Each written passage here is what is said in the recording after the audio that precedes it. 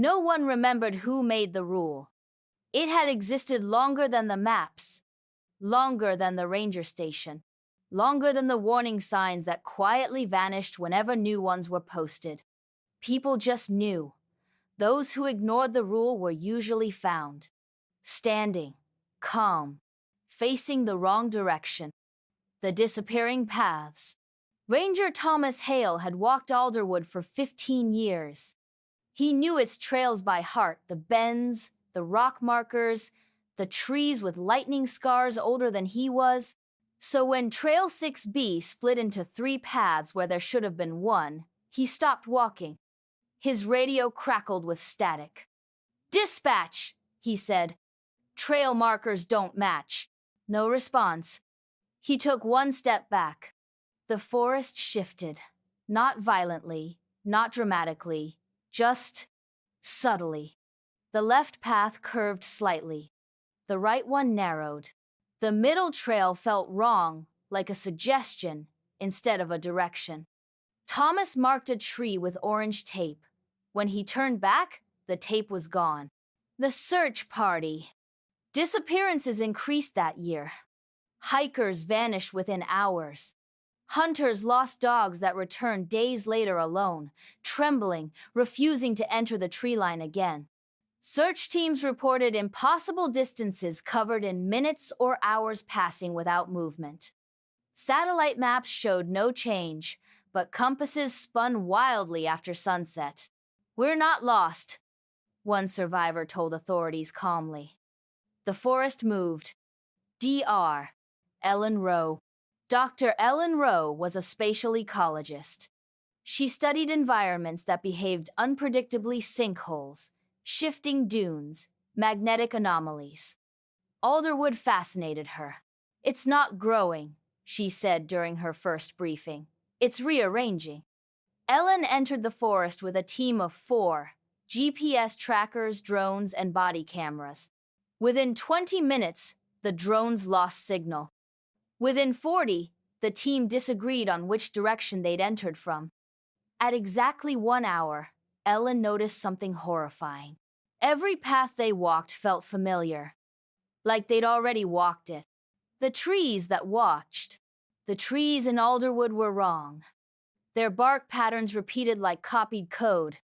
Moss grew only on sides that faced nothing. Roots surfaced where erosion didn't exist.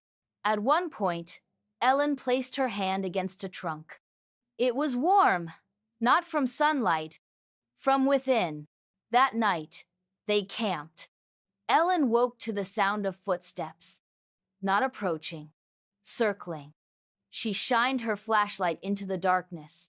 The trees were closer than before, not fallen. Moved. The people who wait. The next morning, they found someone standing in the clearing. A woman in hiking gear, untouched by weather or time. "Are you lost?" Ellen asked. The woman smiled. "No," she said. "I'm exactly where it wants me." Before anyone could stop her, she walked calmly into the trees and vanished as the forest closed behind her.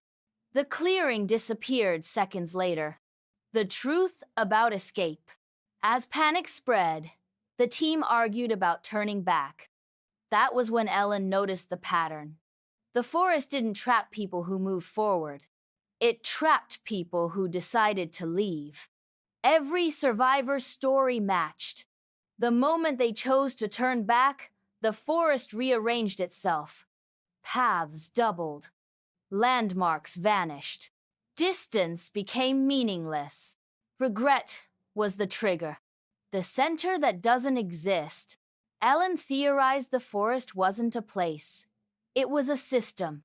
A response. People who entered without hesitation passed through unharmed. People who doubted were held, studied, preserved. As night fell, the forest grew unnaturally still. And then they heard it.